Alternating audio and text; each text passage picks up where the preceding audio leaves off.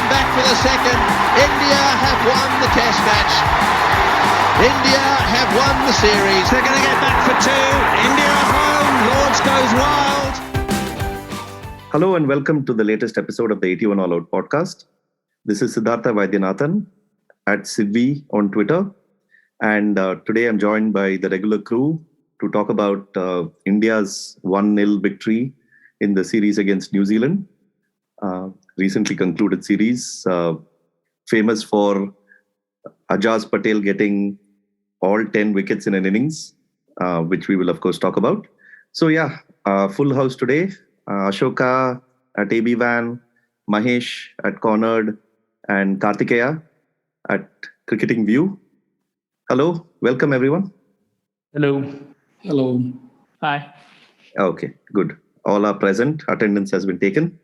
So, just want to mention again for those who aren't aware that we at 81 All Out recently republished a classic cricket book, War Minus the Shooting, by Mike Marquee. It was published in 1996. And thanks to a stroke of good fortune, we were able to get hold of the rights. Thanks also to Mike's partner, Liz Davies, who was gracious enough to trust us with the rights. And we have now republished the book. It's available as a paperback and e-copy in everywhere except India as of now. In India, it's been available as an e-copy on Amazon.com, but we are hoping that in a matter of time, it will be available as a paperback as well. So we'll keep you posted about that. Thank you for all the support. And please read the book. It's a brilliant book and everyone should read it. Talks to us today as much as it did in 1996. So, okay, coming to this series, could have been 2-0, ended up 1-0. Quite an interesting series in many ways, but I want to talk a bit about the big picture. I mean, these were technically the two best sides playing, in a test series. First of all, two best sides playing a two test series is quite a travesty in itself. I mean, there should have been minimum 3 tests, if not more. But even with it, I mean, India-New Zealand seems to be quite a weird kind of rivalry going on. I mean, India goes to New Zealand, they lose 2-0. New Zealand come here, could have lost 2-0, lost 1-0, lost really big in Mumbai in the second test. And even history-wise, I mean, we are talking at a time when the Ashes have just started. But, India-New Zealand as a rivalry seems to be quite tepid in comparison. I mean, I personally can't remember any really thrilling India-New Zealand test. I'm sure there were. I think there was a pretty good one in the late 90s when New Zealand pulled off a 4-wicket win in Wellington, I think. But, not other than that, it's not much to choose from. Anyway, what do you guys think of it? What do you make of this rivalry? What do you make of this, the best two teams playing a 2-test series? So, Ashoka, as ever, you can start. I'm a bit confused that you started with the India-New Zealand series. Like, the greatest disappointment in Indian history happened a month before, right? Like, we were knocked out of the World Cup. And then Dravid sir came to the rescue. All that you skipped narrative and went straight to the... So, of course. Yes. So, Sehwag is still crying because someone is still bursting crackers near his home. So, that's a great national insult. So, we have to address all that. But coming to the series, as you said, New Zealand rivalry is not weird, but I feel shocked whenever New Zealand wins over India because, with at least Australia, it's like your school bullies. When they punch you in the face, you kind of expect that, they are bullies. And New Zealand are like, your kind aunties who invite you over, say, have tea, have biscuit, and then they punch you in the face. So that is kind of... quite unexpected. It hurts. I don't believe you said punch you in the face and you didn't say punch above their weight. I didn't want to be disrespectful to the kind aunties. So but it is kind of unexpected when they win. But that is kind of the PR that is built around New Zealand because we have kind of forgotten that they are also professionals and they play cricket to the best of their abilities, and we all think of them as nice people who will just roll over and say, here, take the trophy. Whenever New Zealand tours India, it's always, I don't want to even sugarcoat it, it's boring, man. I mean, we kind of we tulped them a lot. The last three series the last series particularly, I think we won. And I think the one before that, it is some ridiculous thing like Harbhajan getting a century and then getting out to Ross Taylor. This is not even proper cricket. At this point in time, it is just some random Dream 11 guy writing fantasy scripts for points. I don't even know what the hell is happening. So in that way, it felt weird. But 1-0 is an acceptable result for Indian team. I thought 2-0 would happen. Given, I mean, they were 1 wicket away from 2-0 anyway. Yeah. They batted for 10 overs. But yeah, today Pakistan showed how it's done to the Indian teams.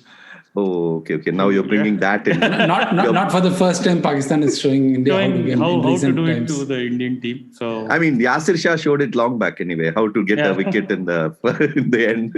Yeah. So sorry, now that we are in the territory of India should have won 2 love, just to piss off Kartikeya. India deserved to win 2 love.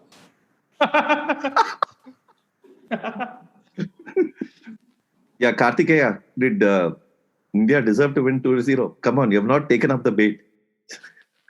He's waiting for Rohit Sharma topic to come in, but that won't happen this series. So I think, how many runs did Rohit Sharma score in this series? 10. How many? He was talking to Boria about... Greater than 0 or 0? Those two choices. Okay, but more importantly, I think the more important bait for you was Ashoka saying India-New Zealand test is boring. I mean, what is this? You have not countered that, first of all. That is actually an interesting point, because I think India have been winning in India for so long by such margins. They are so good, basically. And, with Ashwin and Jadeja, there is no visiting team which comes with a comparable spin bowling pair. So they have this huge advantage. And now, though, you have Ajaz Patel coming in. And if you ask me, even if you have Shahbaz Nadeem or someone like that, they're also really good. And they're not getting a look in. So it's getting to the point like where Australia got to like around 2004, 2005, around that season, where they were beating everybody for 5 years. And basically nobody could match their bowling, so they couldn't compete. And so it's sort of, you're becoming immune to how good they are, and this always happens. So, I mean, you always remember the times when someone who you did not expect to be that good shows that they're that good. Like, the Australians in West Indies in 1994-95, or India against South Africa, against Australia in 2001, or England, Australia in the 2019 Ashes, where they had not won the Ashes for like 19 years. When something, you mean 2001 in the India's Ganguly-led team? Yes. Yeah, okay. The Ganguly, semi-playing captain. Yeah. Okay. See, I will take the bait. I will always take the bait. But it's getting to that point, and actually, if you think about it, this New Zealand side which came, they were actually better equipped than a lot of sides to compete in India. But it's very, very hard, because India, even though Ishant Sharma is really, I think he's not fit and he's not been at his best now. For the last 2 tests he's played, he's not been anywhere near his best. But even if you take him out, there are 4 other bowlers who are giving the batting nothing. New Zealand cannot score more than 2 runs an over against India.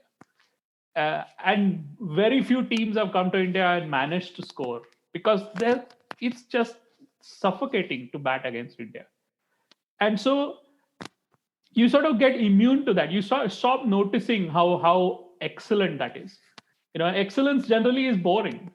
So in that sense, I think Ashoka is right that, anybody coming to India is boring. And I think we should stop the podcast here.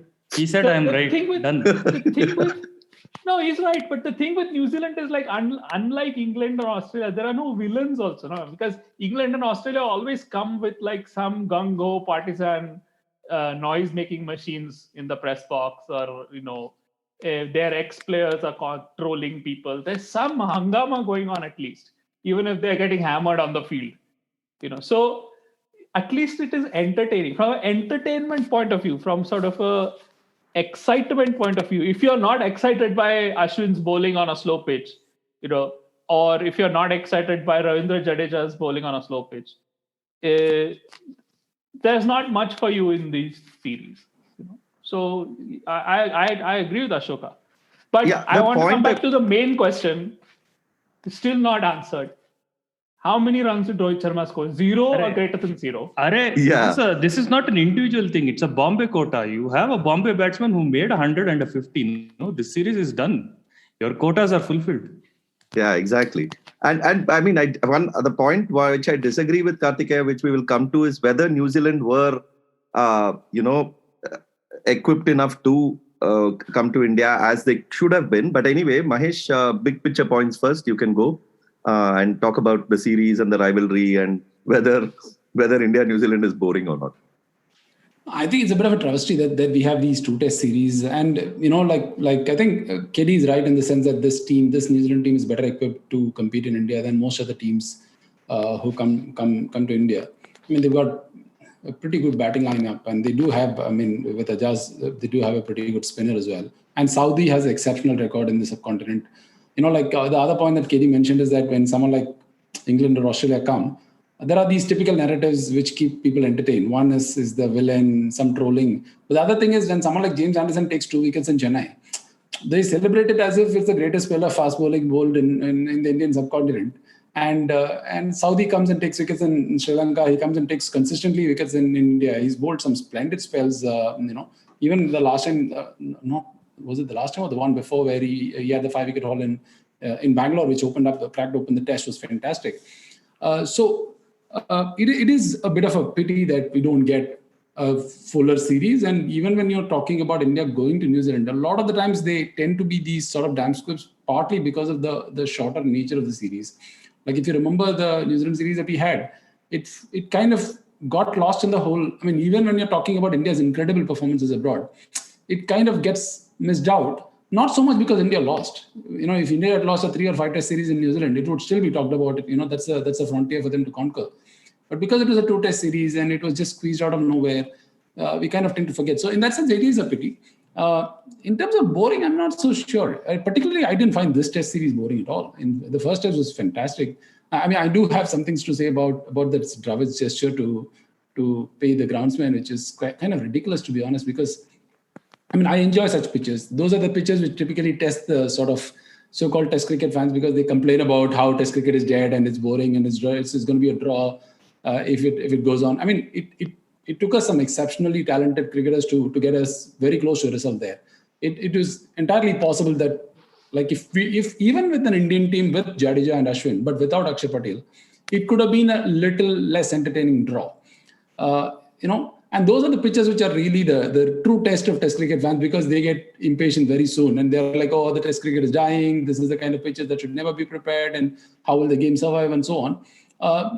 And these pitches always test you to the limits, because eventually the test opens up at some stage, which is exactly what happened. I just find it very, very uncomfortable that a coach of a team goes on and makes this monetary reward. One, first of all, it's pittance. 2, even if he thought it was worth rewarding, he should ask BCCI to do it rather than pay out of his pocket. And 3, I don't know if you rewarded them because it was a sporting wicket or India got so close. If I were in the New Zealand camp, I wouldn't know how to make sense of it. Like, why would the home team coach pay the home ground curator money for preparing a pitch, which is his job? Also, it's like it's bringing us back to defining, basically saying what is a good pitch and what is not. Like will you reward the Ahmedabad curator for that England pitch? Is the question. I think exactly. I think it's not a new practice to give what is essentially a tip to the staff.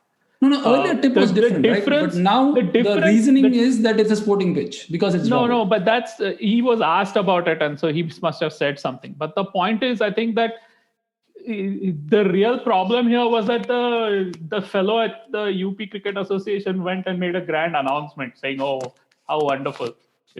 Where, I mean, firstly, the way it started is, okay, this is a slow pitch, okay? And the fact that India got 19 wickets on it is something of an achievement. It was not many attacks would have gotten 19 wickets on it, not as close to winning as India got on it. But so then the ground staff is basically trying to defend the pitch, and they're saying, oh, why do you think it was a bad pitch? It was actually a really good pitch. The Indian coach gave us reward and congratulated us for preparing a sporting pitch and so on. So it's a defense of the pitch, and that's how I think the story comes about. But I don't think the practice is new. I mean, my understanding is that in the past, the tradition used to be that this sort of thing used to happen when India won. But perhaps it happens after every game. I mean, I know that they do this sort of stuff all the time. I've heard it from many, many people that this is commonplace. So this sort of support, this sort of informal support is provided by the players for at least the whole of this century and maybe even before that. And usually it's silent. The real question is that, is the UP Cricket Association not paying proper wages? That should be the real question. That is the real question. But that's not, nobody asks that. No, what to do? I'm seriously dreading the news cycle from now on, dude. Cricket news cycle until Dravid sir decides to stop being the coach. I think they will not stop until he solves world hunger. Until that, I think everything is going to be Dravid sir only. No, but there will be a flip side to it as well, right? I mean, if India lose, then it will also, I wonder if it will also come to Dravid sir or will it come to someone else? No. Cheteshwar Pujara has been not performing for the last 2 years. There has been no, I mean, it's like he's trying, no? At least he's trying. He's trying with dignity. He's failing humbly. No. He's not been given the space to explore himself. There is pressure on him to score runs. When his principle doesn't involve scoring runs, his religious principle tells him to just bat. England got all out for 147. Haven't you realized the value of Pujara even now? It is, if England had Pujara, they would have still been batting. Come on. Yeah, Pujara would have been battered by now, but they would have he might have been in. Okay. He would have Now the point is, now that you have brought up that New Zealand, let's talk about it straight away. Trent Bolt got injured. That itself is a huge blow for a team that is trying to compete. I mean, Bolt is an exceptional bowler. And then they decide to go with two spinners. Three if you include Ravindra, but I wouldn't really include him as a specialist spinner. He's more in the batting all-rounder category. Strictly like a fifth bowler, yeah. Yeah, okay. And fair enough. Kanpur, okay, fair enough. You decide to go for two bowlers. But even after you see the way Sommerville bowls in Kanpur, you don't pick Wagner for Mumbai. I found that quite weird. Of course, Kartikeya will say, any selection is marginal and all. But the point is that Wagner could have done really well in Indian conditions. No, the selection is marginal, but that's not the point. I think I was surprised that they did not play Santner next to Patel. And I think that's because, people are allergic to playing two bowlers of the same style, at least especially two spinners of the same style. Whereas nobody says anything about playing like two right arm seamers or, two left arm seamers. But when it comes to two off spinners, that's apparently less common. Whereas if you think about it, like in India, with the Indian top order being so right-handed, there's no really, apart from Pant, there's no lefty player anymore in the Indian top order now that Dhawan is gone. And anyway, Pant didn't play this series. Yeah, and Pant didn't play this series. So it's all so right-handed. And also that on these wickets where it's turning, the slow left-arm orthodox has an advantage that they are constantly attacking the stumps against the right-hander. So it is I think I know normally I don't have an issue with the selection, but I think that if they had played Santner in Bombay, they would have done well. I mean, I don't think they would have won, but they would have done well. No, but mainly the reason why I think that this New Zealand side is better equipped is because Southee and Bolt are better than most touring sides. New ball attack has even Southee and Jamieson are better than most touring sides. New ball attacks which has come to India. I mean, Jamieson is a force of nature and he's something of a phenomenon. I mean, you look at some of these, the spider camera thing, which I think it broke at some point also. So you can see from eye level on the ground when you see umpire Nitin Menon standing and then Jamieson walking past him. It's like a giant walking past him, and he really that release is really unique in the game. Not many people have that high release, so he has a huge advantage. I mean, we say that Jasprit Bumrah has this advantage because of his action where he releases the ball much later than everybody else. Jamieson releases the ball from a place which is very different to everybody else. He gets a different kind of lift. He gets his length has to be read differently, and all that. I mean, I think, for example, Shubman Gill is getting caught on the crease like many times against him. So this is a really good attack, and I think Patel, for instance, is probably better than a lot of left-arm spinners who've come to India, especially since Panesar. I mean, in the first test, you could see the difference in Patel from the first test to the second test, for instance. In the first test, he's really suffering. Like, really, his length is not there. He's not settled at all. But the overs he bowled there helped him. I think he was much more settled in the second test. And of course it was a happier wicket for him to bowl on also because of the catch. The close-in catching was in play because of the bounce and some more pace also. So I think this attack is, I mean, in the past, like New Zealand have come with me. Okay, Vettori was the good bowler, but they didn't really used to have the fast bowling counterparts to Bolt or Jamieson. Like, not since Hadley, I would say.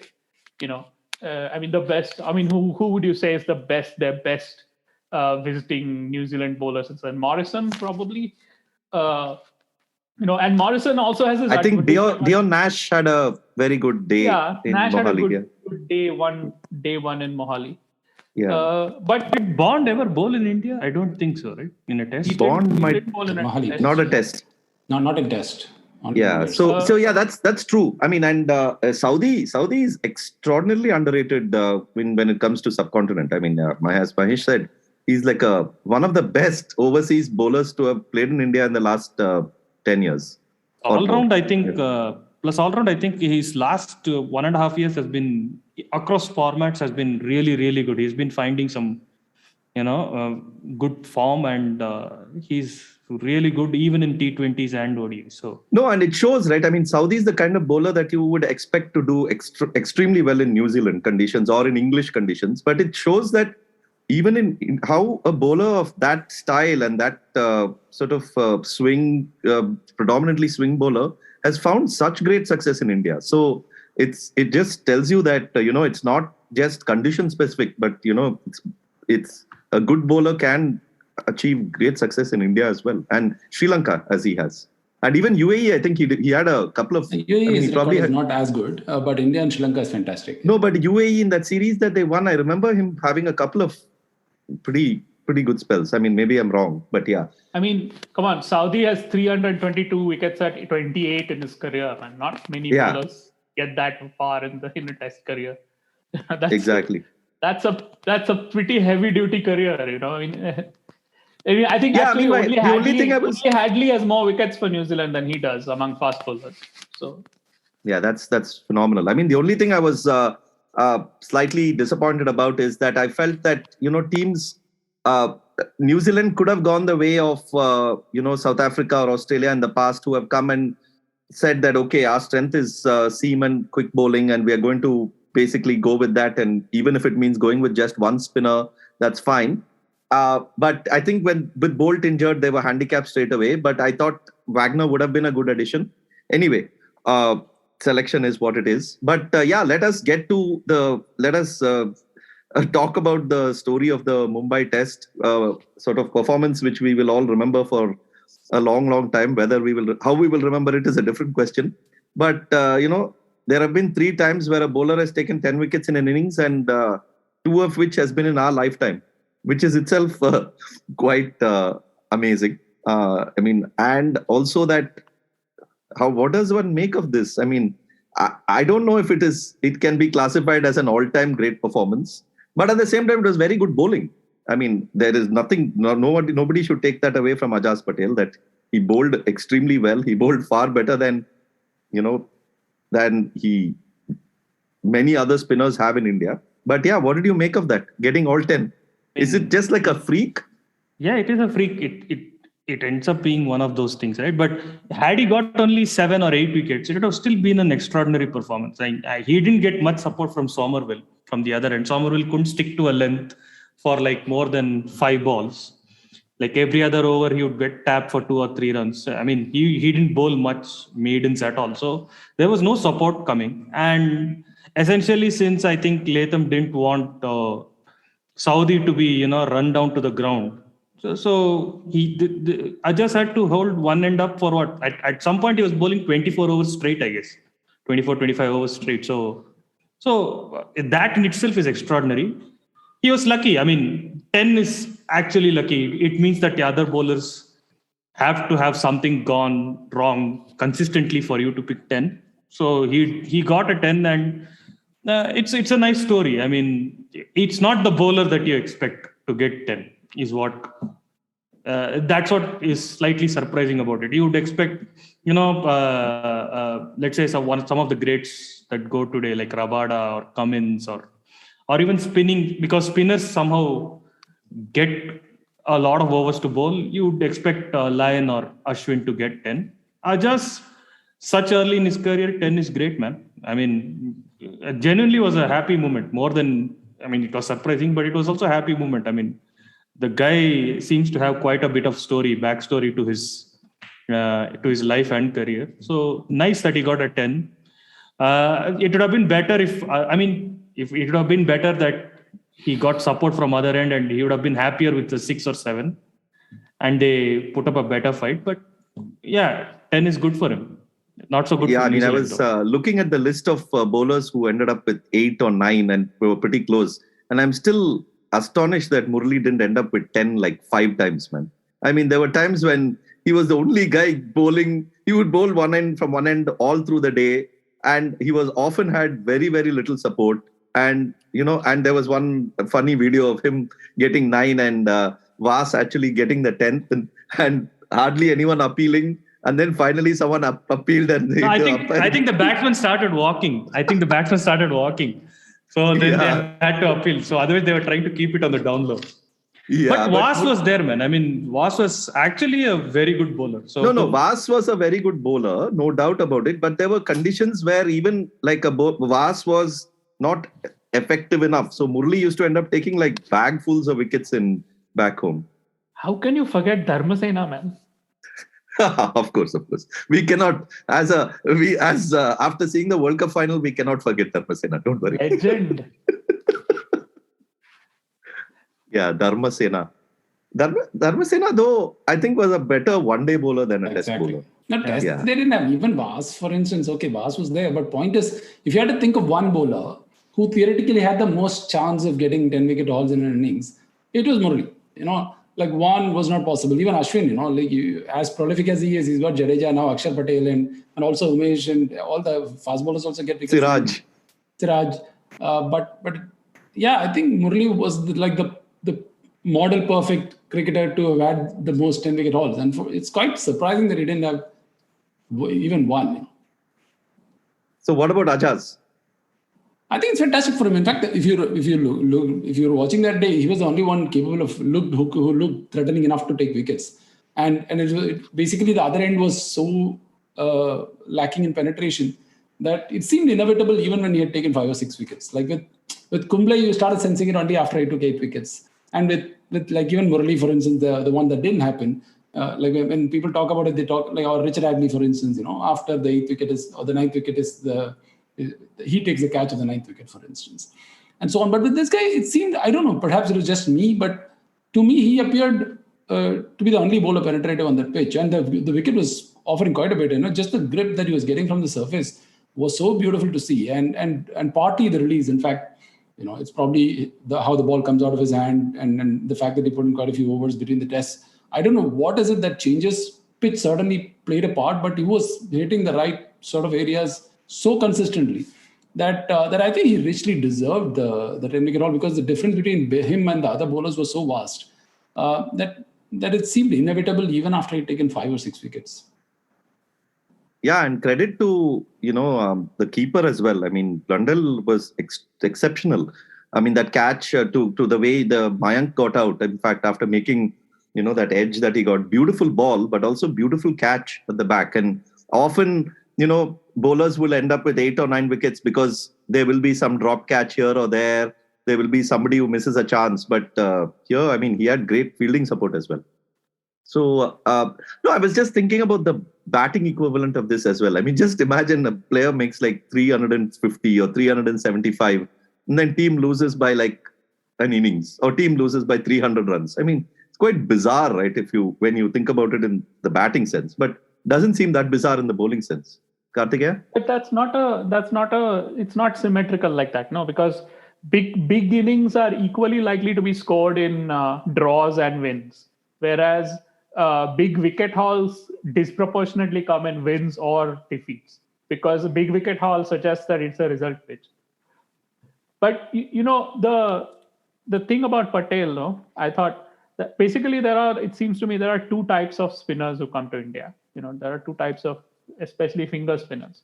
The first kind is the kind who doesn't spin the ball that hard, but is really accurate. That's one way to survive, at least against some players on some pitches. And the other is the bowler who can spin the ball really hard.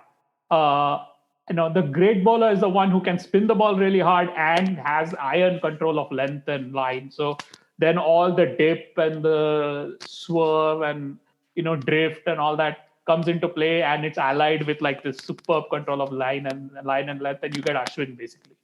But otherwise, you've seen a lot of bowlers of the second kind who turn the ball really hard and can bowl the magic ball, but will also bowl a bad ball. So in India, we've seen like Moeen is an example, Bess is an example, Kreja is another example. He took 12 wickets in that one test match where it was turning. So in the first test match, you got the impression that Ajaz Patel was of that variety. Moeen, the guy who really turns the ball hard and tries to turn the ball hard. He's trying to get the ball to dip, trying to beat the batsman, very attacking, but his control of length is not really there. But in the second test, the control of length was back. So he became a different proposition. He had to be watched. I mean, I think he bowled like nearly 50 overs for less than 120 runs. That was as impressive as taking 10 wickets. Because these batsmen are not going to let you. I mean, none of them are going to let a half volley go by. I mean, Moeen went for 4 and over earlier this year, and on those quote unquote minefields. But this guy I think he's something of a find, I would say.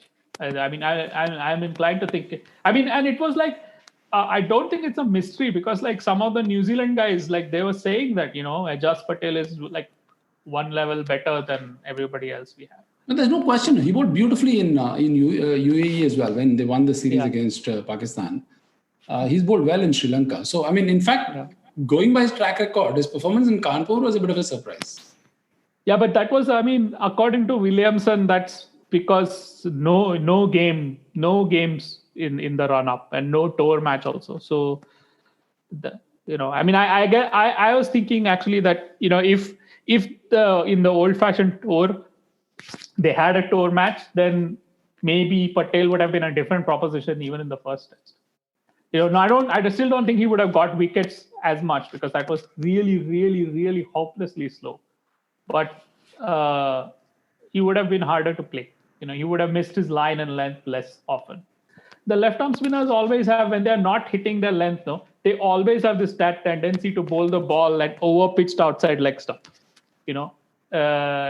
And then because in the test match, there is rarely a fine leg for them, like a short fine leg or something like that, especially when they're bowling around the wicket. So there's always a lot of runs behind square, like just behind the wicketkeeper on the leg side when the left arm spinner is not bowling well. And the other place where there are a lot of runs against the left arm spinner is the square. But and especially on a wicket like Bombay where there's some extra bounce, more bounce than usual, it's that's something you notice.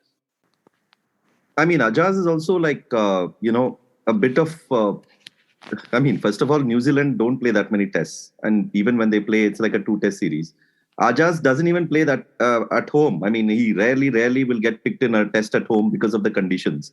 So he's played 11 tests. I mean, despite playing for, about 3 years, he has played 11 tests for them. I mean, this was his 11th test. And he's, 33 now. And still it's young in his career because he began quite late, and he's probably has it in him to play for another 5-6 years, if not more. So it's a very sort of interesting situation to be in, like from a team perspective as well. But it's a lovely story. I'll link, he wrote a long post himself after his test debut. I can link that. It's very interesting how he went from a left arm seamer to a left arm spinner, and the former New Zealand spinner Deepak Patel had a big role to play in his career as well, shifting him as a spinner. And in that, he made a very interesting point. He said Deepak Patel, one of his biggest strengths was that he used to give him basically one thing to work on for a period of time. So for 2 weeks or something, Ajaz would just be doing that, bowling that one thing that Deepak Patel asked him to do, whether it was, bowling that length or bowling a certain kind of ball or whatever. And until he perfected that, he wouldn't let him do anything else. So, that's a sort of interesting way to, that's a good way to coach a spinner, especially when it comes to control and trying to perfect your art. Whether he takes wickets or not, he always gives you control, which is why it was a bit surprising that he was cut as often as he was in Kanpur. But again, like KD said, a couple of things. One is that there was no practice, and on that wicket, even for Ashwin with all his sort of bag full of tricks. In fact, okay, just to extend on the pitch point, why it lends itself to such beautiful cricket to watch. Even if it was a boring draw, we didn't end up with like this 9-wicket kind of stalemate. Is that one, you have Ashwin and Jadeja, and you believe that's like the greatest combination you could get on Indian conditions. And even they cannot overcome such a pitch. And it's happened before. It's not the first time. It's happened before as well. And then you add Akshar into the mix, who's like this tailor-made person. Like if you take peak Jadeja and possibly get an upgrade, that's probably Akshar Patel. See, if you take a spin bowler and distill it, you'll get Jadeja. That is just the essence. And then if you distill Jadeja, you'll get... It's like a concentrated version. Yeah, it is just a wafer at this point. It is just concentrated wafer. He's a taller version of Jadeja. Also, I think he's incredibly strong, that Akshar Patel. I mean, he bowls at like 97, 98 kilometers per hour, and he bowls like over after over at that pace. It's not easy to do like. Yeah. So, and you have that combination, and even after that, and Ashwin was trying so many different things, and the round the wicket angle that he was trying was so hilarious. It was entertaining to watch, but it was also hilarious because he was running like across the umpire's vision on top of disturbing the non-striker as well.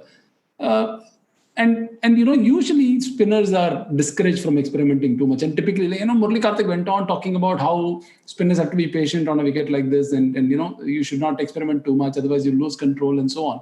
And that narrative kind of fits well if you see somebody bowling a couple of short balls. But Ashwin gives you all that variety, all that bloody crazy experimentation with still immaculate control. And then you have Akshar, like KD said, who's got this extraordinary stamina and the ability to push through at that speed all day and without compromising on accuracy. So Kanpur pitch was so beautiful, primarily to see the depth of Indian spin at work. I mean, they didn't go on to win. You can argue that it still was not enough. But just to watch it over 5 days, to see them extract some life out of that pitch without losing any control was just magnificent to watch. Yeah, I mean, and Ashwin bowled 72 and a half overs, and he went for only 117 in the 117, not even 170, 117. at Kanpur, and that's after he was like trying all sorts of random stuff. Like, I think he bowled a couple of leg breaks also at some point. So I mean, his control is just something else. I mean, that's not like normal. He's not like a model or a paradigm he's sui generis. There's not a. You cannot sort of hold him up and say, okay, other people should do that. You can't do that. It's not like. I mean, the one thing that this series, I mean, like so many series before have, but this series but also brought to the fore was the depth, right? I mean, it's quite scary. You have Shreyas Iyer coming, making his debut, getting 100. Mayank Agarwal coming back into the team after missing, the England series. And then making this magnificent 100. I mean, we talked about Ajaz Patel taking 10 in the innings, but the way Mayank played, my God, the way he batted against spin, magnificent. I mean, what a batting performance. If you want to make the point that we don't need Rohit Sharma, just say so. It's a perfectly good point, and you should just say it. Like, what is he going to do? I mean, that's what Rohit himself has decided. He's like, I don't think I'm needed at home. I know they call me home Bradman or whatever. I'm not needed. Now that I have cracked the format in England, I better spend this time preparing for South Africa. So even Rohit has become Sena focused now. He's like, I'll just focus on Sena. Let Mayank be the home track bully. What? Let me wind or something, man. He's not focused on anything. He's taking. Let me wind you up more and say we need Rohit Sharma as the captain. That's the only reason we need Rohit Sharma. Hang on, as we speak, he's just now, as we speak, he's been made the vice captain and Ajinkya Rahane has been demoted. For those of you who can't see this podcast, KD has just gone to a corner to cry. Hey, India's greatest captain, man. They have demoted him. Here. So, no, the point is... But Ajinkya Rahane is still picked though. So we will come to that. We will come to Rahane. But, talking about the depth, I mean, through this series, there was no Pant. Saha is, of course, one of the best keepers in the world. Absolutely no doubt about it. And then better keeper than Pant.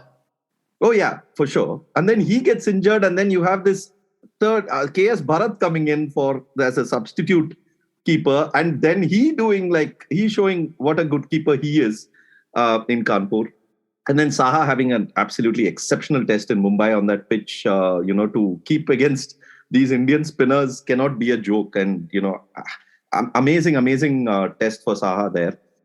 And the bowling, India's first string, all the bowlers who are playing here. I mean, Ashwin now, of course, is likely to play in South Africa because Jadeja is injured.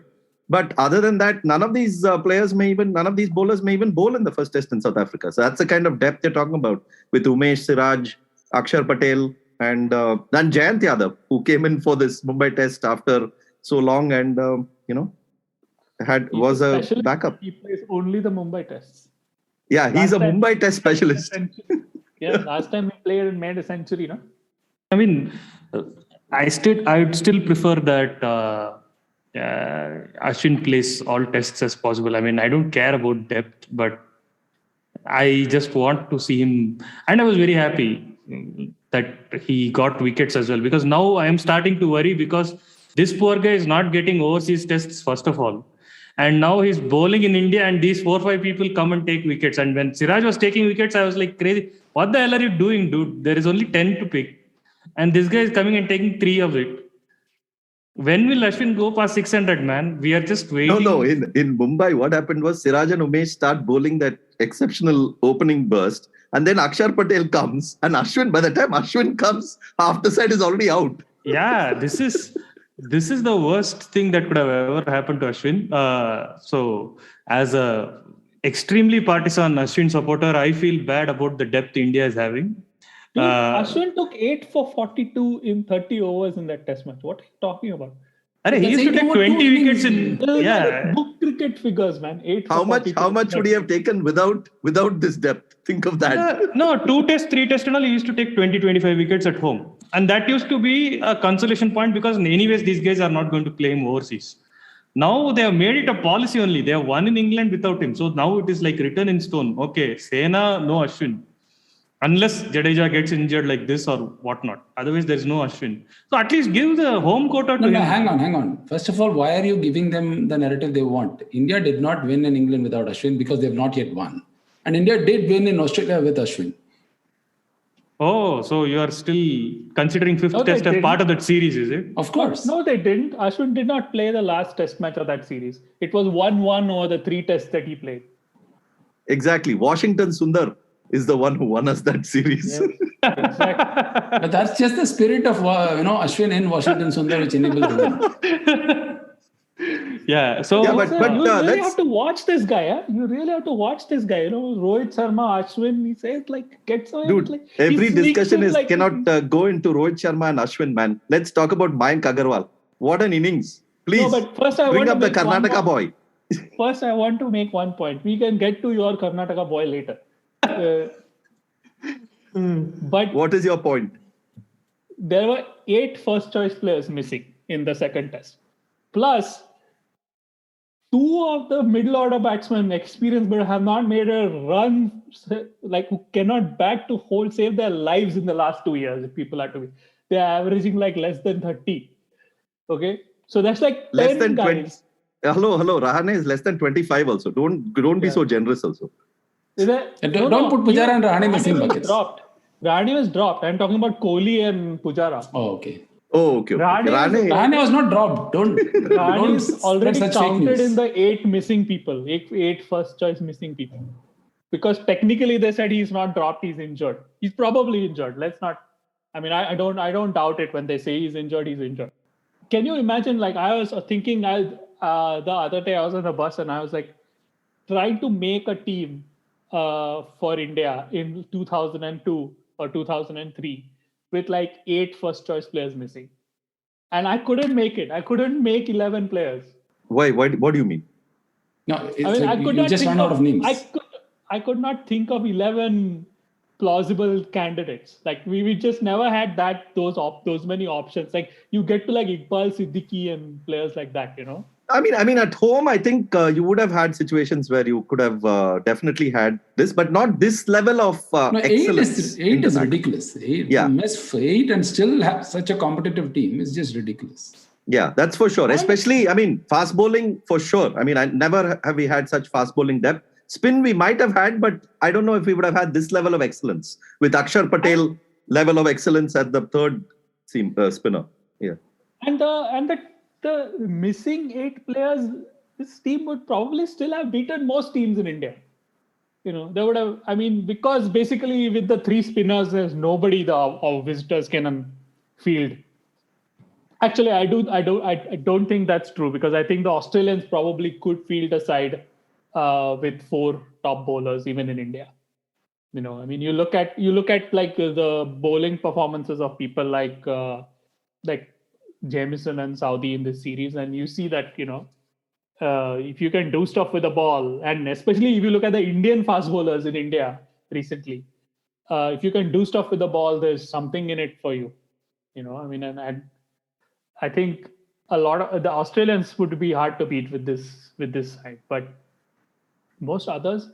Actually, the one series which we'll probably never get to watch, but which I'd really like to watch right now is Pakistan. Because now Shaheen Shah Afridi is coming into his own. He's reaching some sort of peak.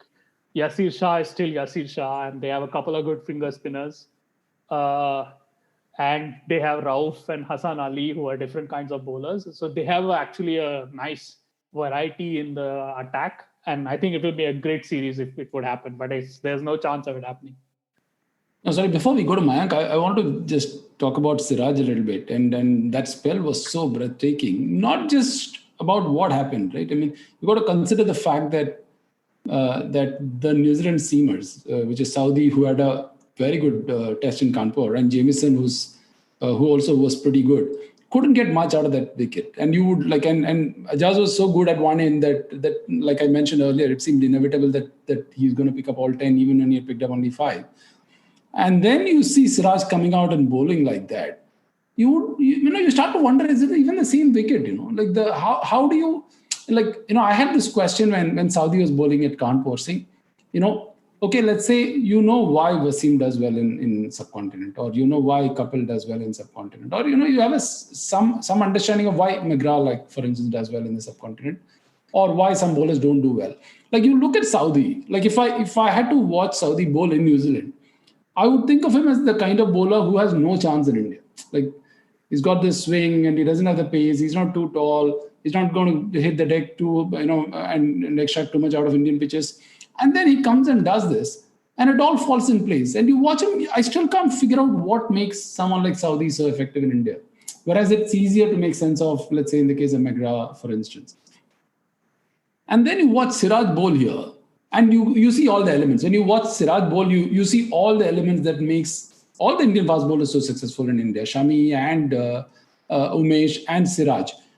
And it's like a whole different wicket. It's like a different game altogether, played on a different wicket. And all of them are beaten for the movement, beaten for pace, beaten for length. It is not just pace. Like if someone like Shoaib Akhtar runs through you can argue that it's just pace. But it's not. It is extremely skillful bowling, which can still get so much out of a wicket, which just a few hours back seemed like fast bowlers could get anything out of it, And that Siraj, Siraj has done this in England as well, where he has spells where he just is on fifth gear. It's like a car where you just start and it's on fifth gear. There is no 0 to 60 progression at all.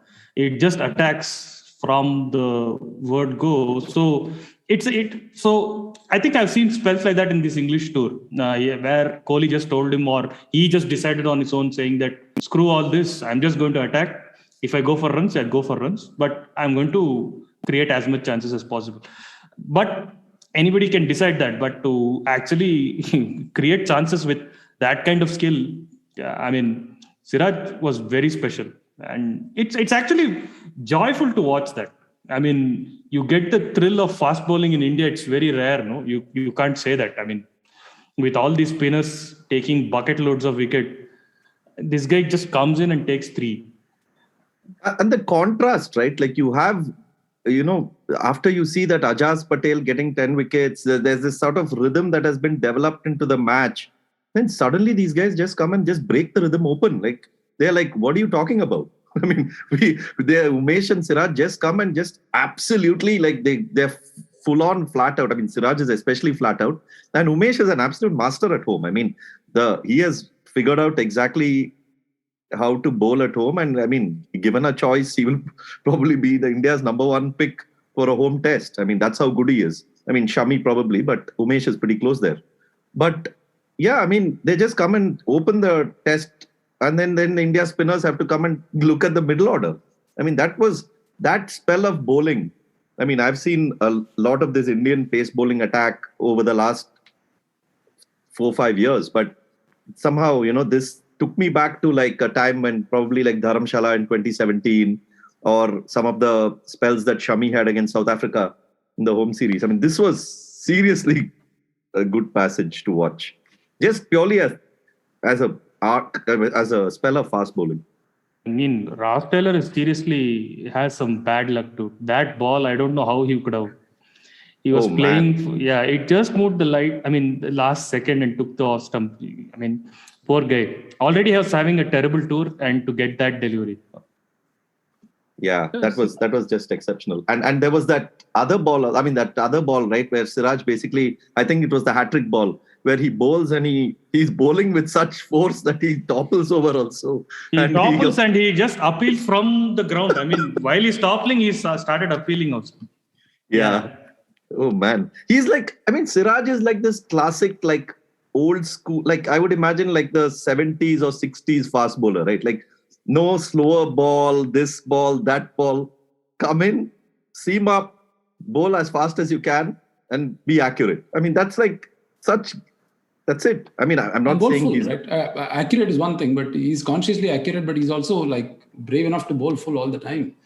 That takes a lot of guts for a fast bowler. It's more like the early Ishant, if you remember.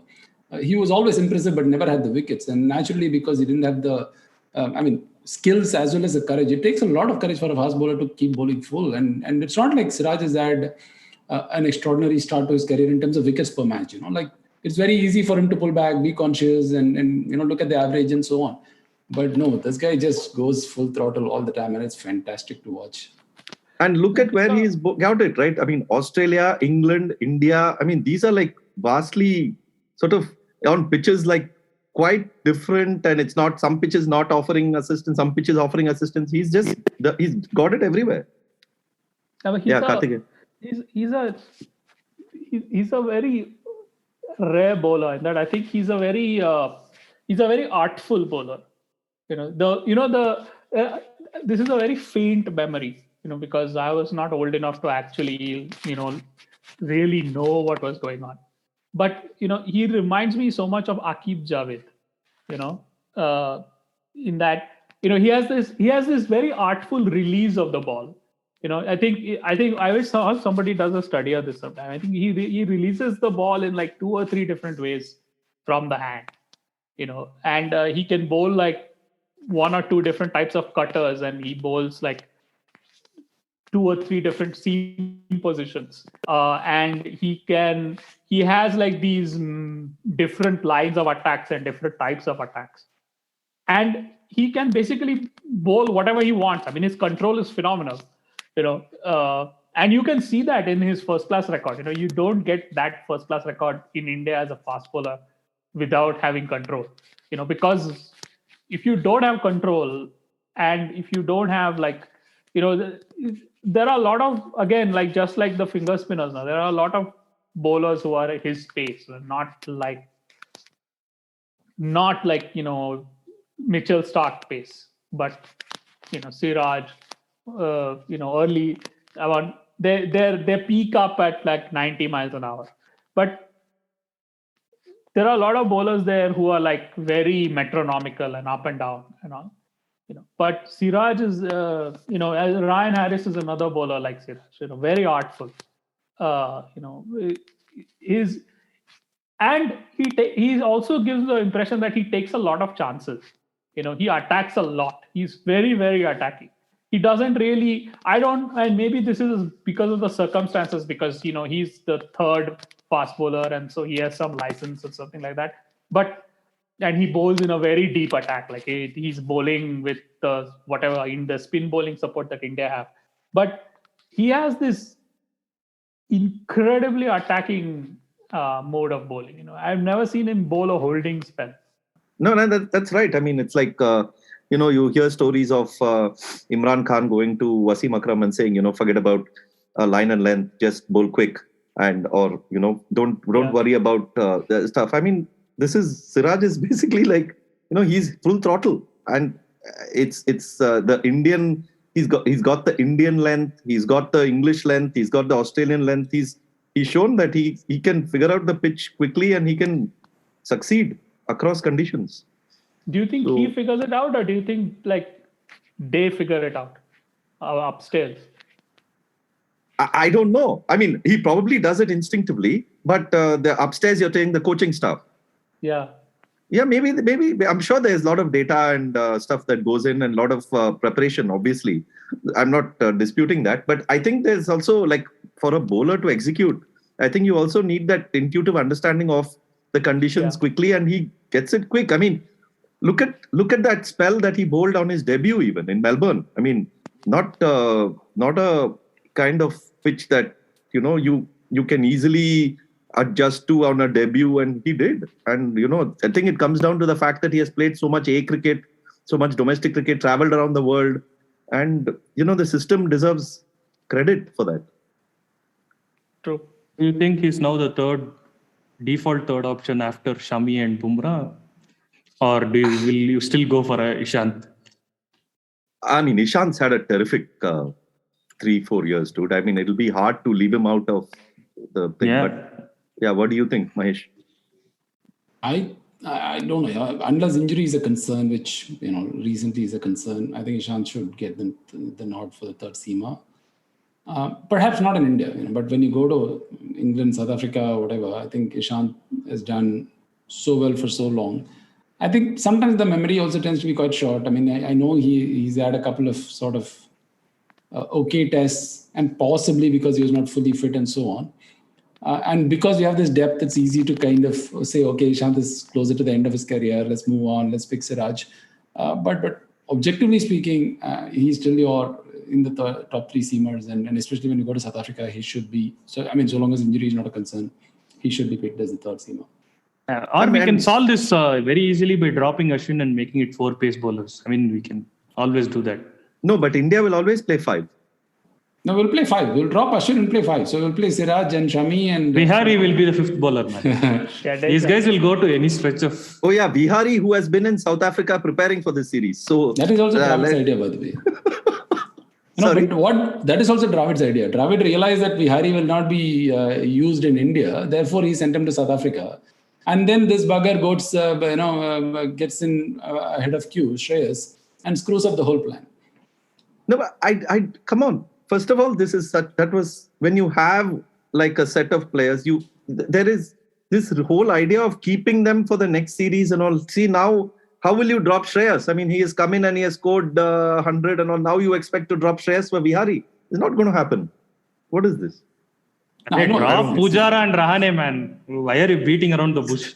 Just come straight and tell. Okay. We'll come to the Rahane point a little later, but there is another sort of tangential Rahane point which pleased me a lot about the Bombay Test was, you take Rahane out and then you look at that lineup with Mayank back in, Shreyas in. Like, they're all fantastic players of spin, Between Mayank, Shubman, Pujara, Kohli and Shreyas, Kohli seems like the least equipped. Kohli is number 5. Yeah.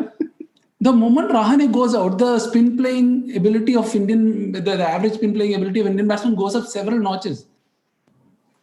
We are just riling up Karthikeya now. I think even Karthikeya has to admit, for all the tough runs, he's a great batsman against bowlers averaging 24 and 26. He's got to admit the fact that he's a very ordinary player against spin. I think they're all good players against spin. I think...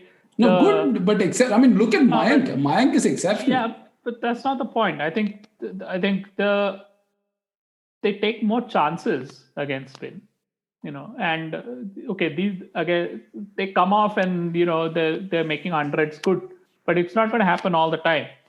They will get to a run where they go through a lean patch and then they will have to adjust. Whereas the thing with Pujara and Rahane and Kohli is that they've already been through that. They've been through bowling attacks, planning for them and working them out and knowing where they don't like it and where their problems are. And these guys have not. And so that's why, it's not the same challenge for them. But having said that, I think my view of batting is that basically you have to establish whether you think a player is good enough to be a test player or not. If he is good enough, then that's fine. And I think that right now there are definitely more than 6 players who are good enough. And there is, given that they are playing five bowlers, and I don't know if they'll do that with Jadeja out. There are really only 5 spots, because you have Pant and Jadeja who do so much batting. But there are only really 5 spots. And that means that, you're only ever going to be able to play half the batsmen you have. So you have Rahul, Rohit Sharma, Kohli, Pujara, Rahane, Iyer, Agarwal, Vihari, Gill, Prithvi Shaw. Maybe Prithvi Shaw, yeah. And who else? That's 10. So I tend to think that basically, the thing is that to play well in a test match, you have to have all the bowlers bowling well, and you have to hope that at least 2 of your batsmen will make runs in every innings, and that will win you most test matches, because most of your batsmen are going to fail. That's what happens. The norm is for a batsman to fail in a test innings. So on average, most of them are going to fail. And but Rahane, we're talking over 50 tests, man. We are not talking over one series, right?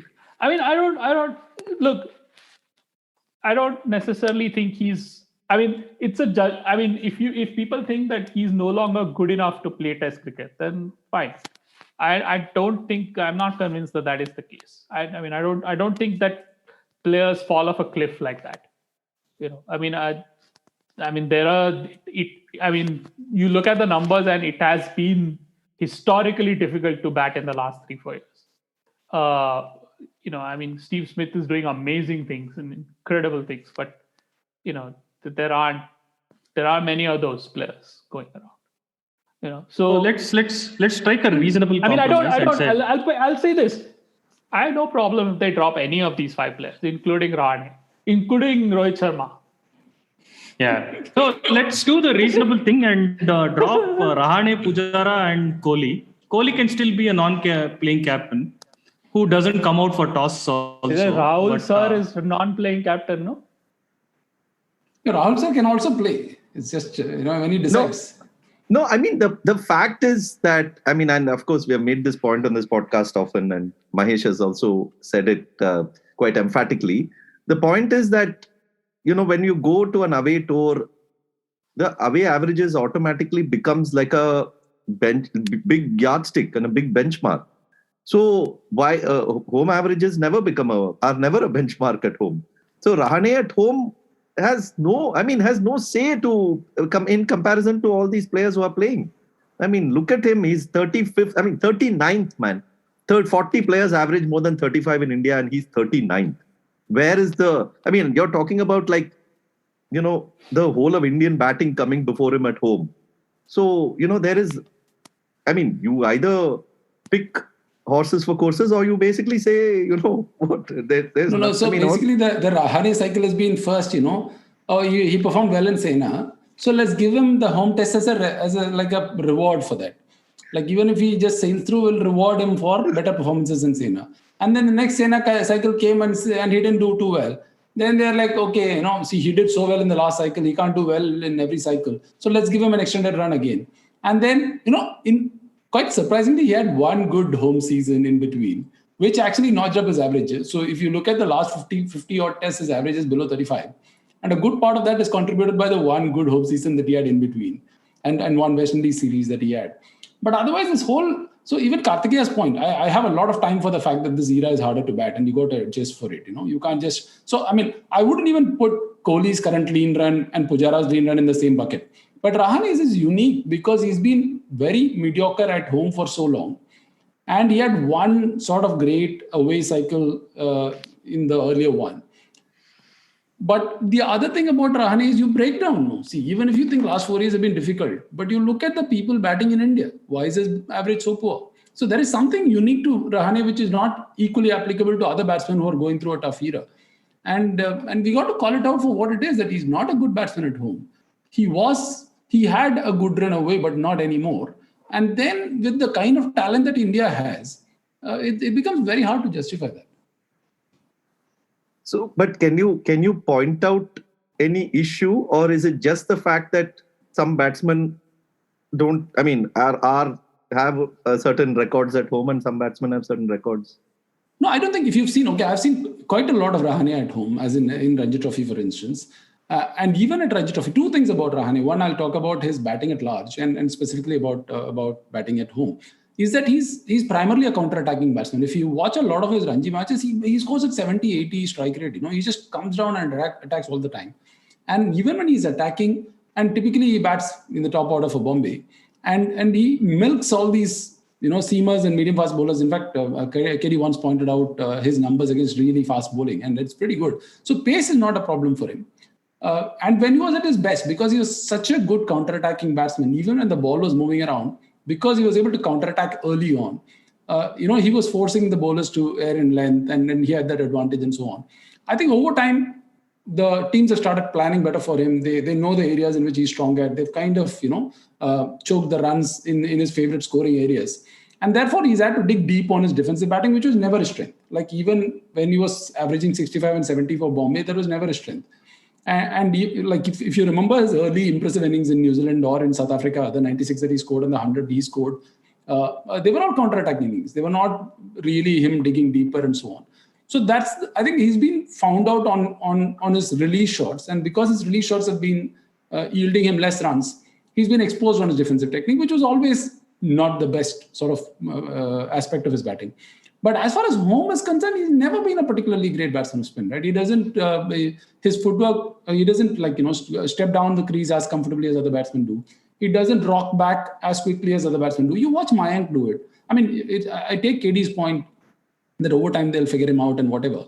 But just the way a naturally good batsman against spin uses the depth of the crease, moves all the way forward and rocks back. You don't see any of that in Rahane. He's a very, atypical Indian batsman in that sense. And even his domestic success was essentially, sort of built on counter-attacking innings where he counter-attacked early on. And therefore, with the confidence of the runs, he was able to also score against spinners. So, I mean, this is my assessment of Rahane. You chose Mayank and not Rohit to talk about batting against spin. That itself now. No, I think Mayank is a far better player against spin than Rohit.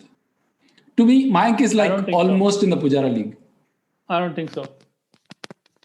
Okay, so what do you think? I mean, I think Rahane basically he has played 13 series in India, Test series, and he's averaged more than 50 in 6 of them. But he's also averaged. He averaged 4 in that one-off test in his debut. His worst is actually, I think, against Sri Lanka in 2017-18. I think he made 17 runs in the series at 3.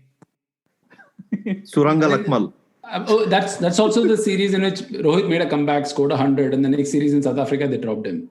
They dropped Rahane for Rohit. He played... his last 2 series in India have been poor. Against England, he made 112 runs at 19, and in this one, he made 39 runs at 19. So, his last 5 test matches in India have been poor. Before that, the 7 test matches before that, he averaged 70 in India. Yeah, that was his good run. Yes. And then before that, there was 1 test match against Afghanistan and 3 against Sri Lanka, where he made a combined 27 runs in those 4 tests. Not a minnow basher. And before that, it was good. I mean, he made like 200 runs at 33 when Australia were here on those. Kartikeya, good is also comparative, right? You have to look at the people who could. There is possibly somebody who could have done much better than him. I mean, you can't just. I mean, I don't think so. I mean, I don't think that's true. I mean, I think they are all equally good. I think basically all these people are sufficiently good and equally good. I don't think there is anybody in these 10 players that we just mentioned, the 10 batsmen that we mentioned, who is like a Tendulkar or a Smith. There's nobody like that. I mean, they're all. But okay, you don't say Sachin, Steve Smith, and all of them are together. I mean, there's a big difference between a guy who averages 45 and a guy who averages 40. Even but both are going to win you test matches, yeah. I mean, then where do you draw the line? You could say that about the 35 average as well, right? Yeah, you could. Right. From the beginning, I think he's saying just write everybody's names in a cheat paper and then shake it well. And then, But listen, Kartikeya, with the Indian bowling that we have and the depth that we have spoken about, if you pick batsman number 15 to 10 to 15 in your top order, it is likely India will win then also. Yeah. Yeah. So then you can't. How then you don't. The point is that it's enough. No, it's. I mean, fine. You want to play. I mean, what is the first choice Indian top 5 right now? On form in 2021 right now. Okay, in December 2021, I would say it is Rahul, Rohit Sharma opening the batting. Then I would still put Pujara at 3. I would put Kohli at 4. I would still put both of them in the first choice. And then at 5, I wouldn't put Rahane right now. But if I was putting somebody right now at 5, I would put basically anybody. It's a toss-up. There isn't an obvious 5th. But it's not like it's not like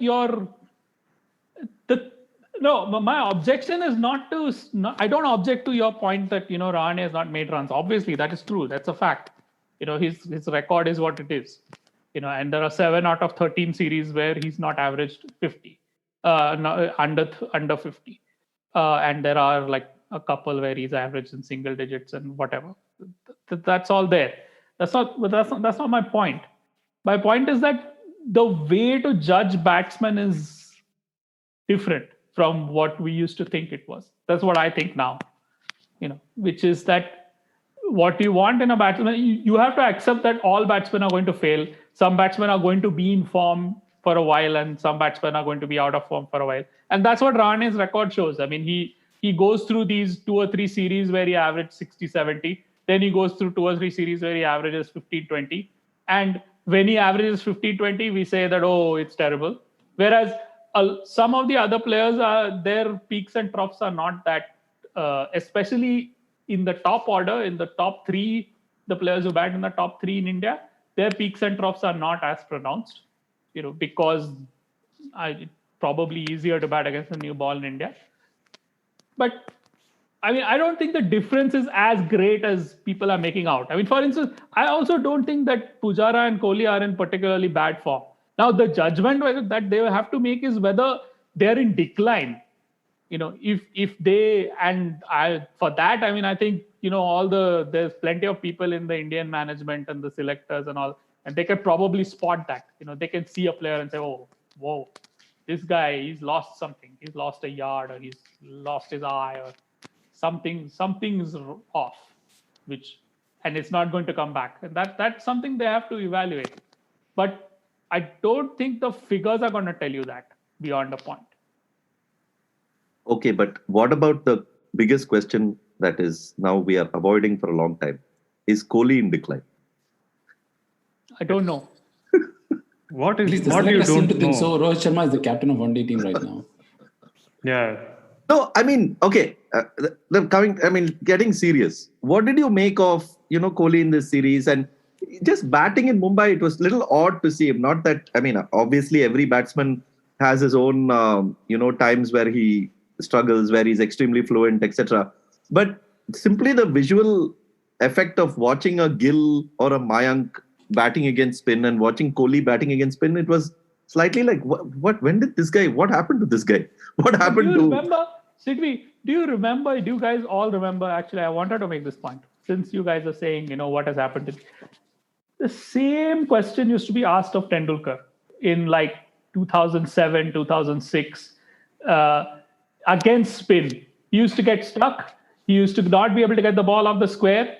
He stopped basically stepping out. Yeah, I mean, he stopped stepping out pretty much after 99, that innings against Pakistan. Then his stepping out became very, very sporadic. Yeah. He probably did it against Australia and Mumbai in 2004, but I don't remember much stepping out in that phase. Yeah. Yeah. I mean, Tendulkar is a unique beast. I mean, we were not happy with anything he did, except for a brief phase. But the thing is that this seems to happen with a lot of players who've been around for a long time. In that we seem to think that, they're no longer the exciting new thing, and the exciting new thing looks better. No, it's not about exciting new thing. No, the thing is, you've seen see, first of all, it's not an exciting new thing. Secondly, having seen Virat, I know you don't think Mayank Agarwal is an exciting new thing. I know you think he's like, copper bottom superstar test player. Just to say, the last 2 years, Kohli's form has not been that great, but he's averaging 27 against pace and 26 against spin. So yeah, it's not like spin is his strong point or whatnot. I mean, he's getting out equally badly to both pace and spin. So, and that I was thinking because that's why I just asked on Twitter where someone was pointing that, because I had this memory and I was not very sure that at some point he used to be very, very good at spin, like ridiculously good at spin. I mean, facing spin and not getting out and scoring runs.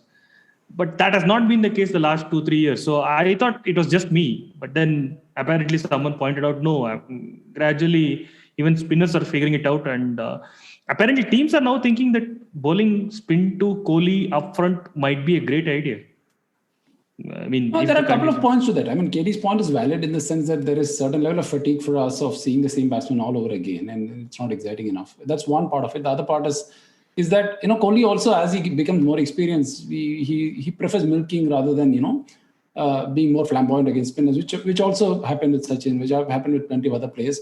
But what, like, the team managements are very good at these days is that they're very good at containing even very established batsmen. In fact, even better at containing established batsmen than the noobs, because they don't know how to do it. So, and because the planning is so precise, so good, and most teams have bowlers who have a reasonable amount of control when it comes to at least containing, if not attacking and containing. So there is no question that established players are the problem. But having said that, if you look at Pujara, you know, they've tried all kinds of things. But the fact that he's an exceptional player of spin comes through because he can always kind of play those battles and still come out on top. And you know, you will never see Pujara going through an extended period. I know I was very, very surprised by the last home series. I think last couple of home series he's not had 100. The one against England was a bit of a washout. And even against South Africa, he got a couple of 50s or probably 350s, but didn't score 100. And again, this. So, you know, to the extent that I even want to think of a possible phase of decline for Pujara, you know, like the fact that he's not scoring those big hundreds in India is a bit of a cause of concern. But even then, you know, when you see him play spin, he's so assured. Like if you look at the Bombay innings, you know, he got out trying to come down the wicket and work him to the leg in the first innings.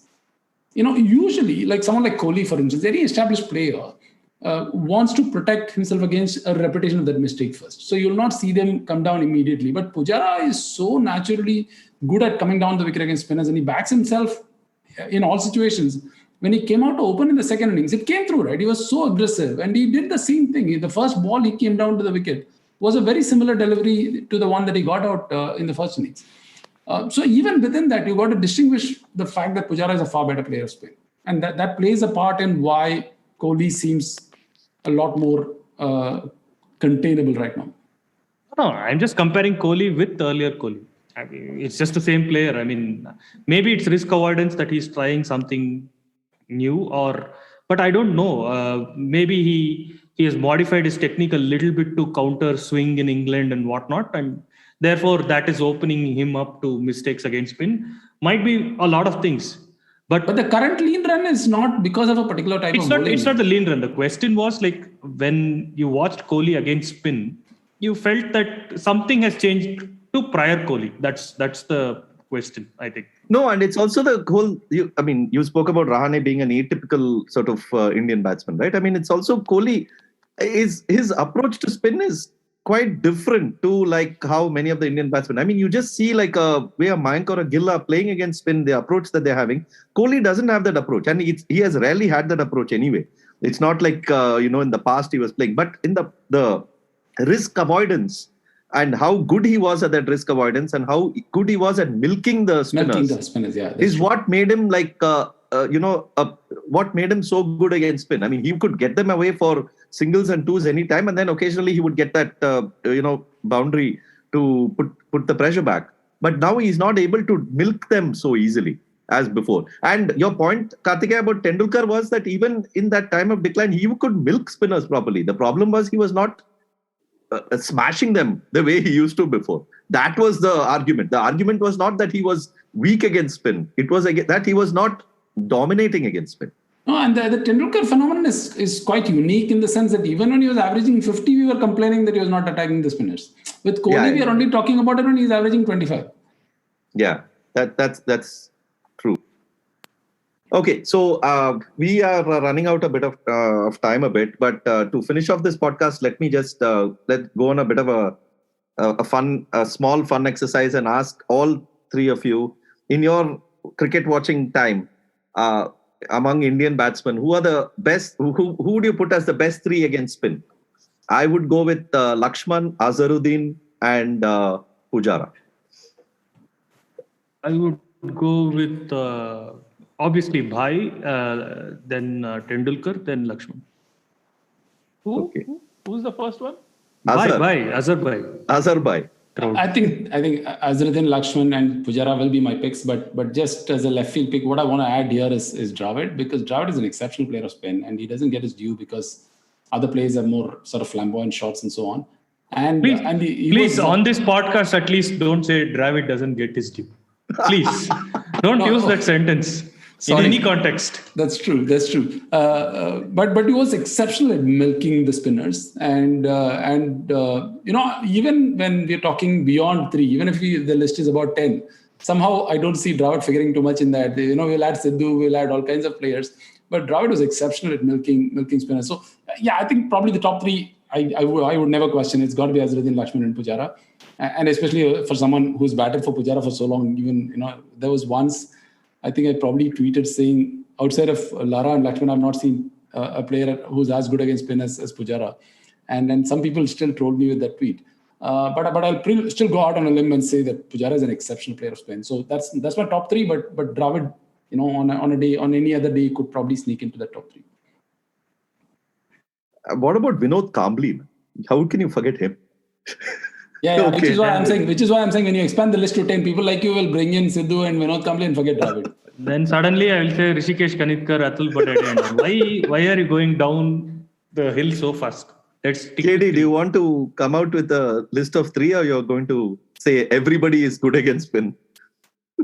No, they are, but I think there are 2 obvious names, and the third one is not obvious. The 2 obvious names are Pujara and Sehwag,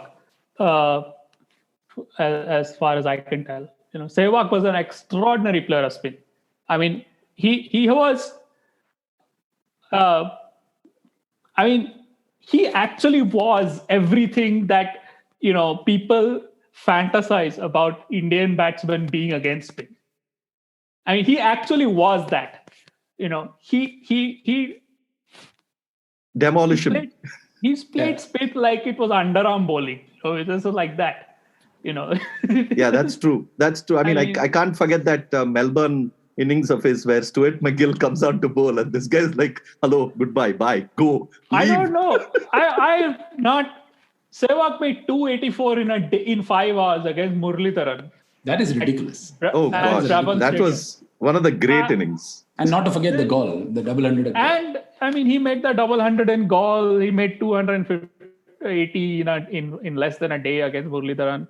He made 319 against Sucklen in 2013. He made 155 against Vaughan. Shane Vaughan, yeah, that was a good match. That was a good. He made lots of runs against McGill. And the thing about Sehwag was that nothing bothered him. Ajanta Mendes bothered PVS Lakshman and Rahul Dravid and Tendulkar in that first series in 2008 when they were not reading him and they didn't know which way it was going off the wicket. As Sehwag, it did not bother him. I don't think it bothered. I mean, I don't think anything bothered Sehwag. I don't know why, but it didn't bother him. I mean, Sehwag would hit spinners on the rise against the break and always middle the ball. It was extraordinary. Sehwag would just, I mean, when he wanted to really smash the ball, he would just smash the cover drive. He didn't care whether it was uppish or whether it was along the ground. And it never got caught. He would always hit it for 4. There's nobody like Sehwag. I mean, let's face it. There are players of spin bowling, and then there's Sehwag. The strange bit is that I never look at Sehwag as exceptional a player he was against spin. I never saw him as a great player of spin simply because I saw him as a great player, full stop. But yeah, Gaul, Mumbai, those were those were epic innings against exceptional spin bowling. I mean, you're talking Murli and Mendes in 2008 when nobody was figuring them out. And that Gaul innings rightfully got mentioned, I think, as the best innings of the decade or something in the Cricinfo, one of the Cricinfo lists. So I'll change my third. Sorry. Who's your third? My third from Tendulkar to Azharuddin, actually. Okay. Eventually you have to admit that Azharuddin was. Yeah. I mean, simply for the ease with which I'll give you a good reason for why. People say this thing about rotating the strike against spin when it's turning, and that's really hard to do. And it's very, very risky. As India's bowlers have shown against visiting players all the time. But Azharuddin was, I think, the only player I remember who could actually do it.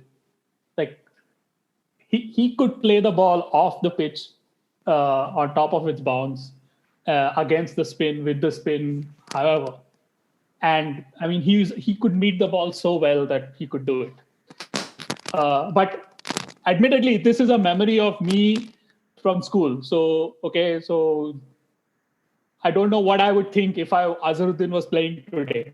Yeah. But of course, one note to listeners who may be older than us. I mean, I was not old enough to watch Gavaskar at his peak, but of course, we have heard about Sunny being like, godlike against spin. And Vishwanath, of course, is godlike irrespective. So, yeah, I mean... Brijesh Patel, so many others of that era. Apologies. Ajit Wadekar. Used to take once took 300 in a day against Prasanna and Bedi and Chandrasekhar or something like that. Exactly. Yeah. Thank you for reminding how he tormented Karnataka. Thank you. And so apologies. We are on the slightly, we are not old enough to remember that. So, but please don't take offense. We completely understand that. I'm going to give more offense. A lot of these stories about yesterday, complete bollocks, like completely made up. Like, I mean, come on. There are people who think that Barry Richards was a phenomenal player of spin because he had terrific battles against Bedi in the county cricket. At least 15 people are listening to this podcast, man. Why are you driving them away?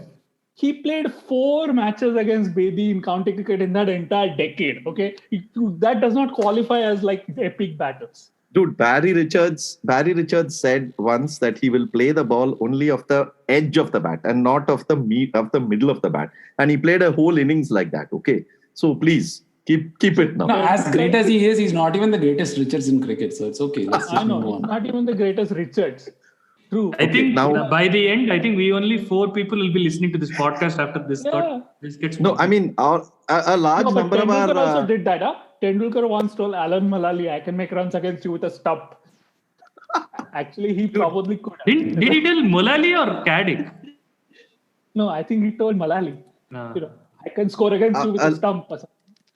We have listeners above 45 years old. We have them generously contributing to our coffee page and all. Now we have driven them also. I think that is it. This is the end of all that. Okay. So, no. Okay. But as much as there is a romance towards the yesteryear, I still completely will believe people who say that Gavaskar or Vishwanath are exceptional against spin, because, I mean, some of the stuff that you have read and some of the things a few things I've seen on YouTube tell me that they were quite excellent. So, okay, let's not get too much into this rabbit hole now. Thank you for joining us. We will be back with you for the South Africa series. Hopefully we can do the preview and also, try and do a memory pod that we do usually, talking about a series from the past. Thank you for listening. You can contribute to our coffee page, ko-fi.com/81allout. You can also please buy the book, War Minus the Shooting by Mike Marquee, which we republished recently. And subscribe to our podcast, leave a rating, review, and spread the word. Thank you for listening, and we'll be back soon. Thank you, Ashoka. Thank you, Mahesh. Thank you, Karthikeyan. Back for the second. India have won the test match. India have won the series. They're going to get back for 2. India home. Lords goes wild.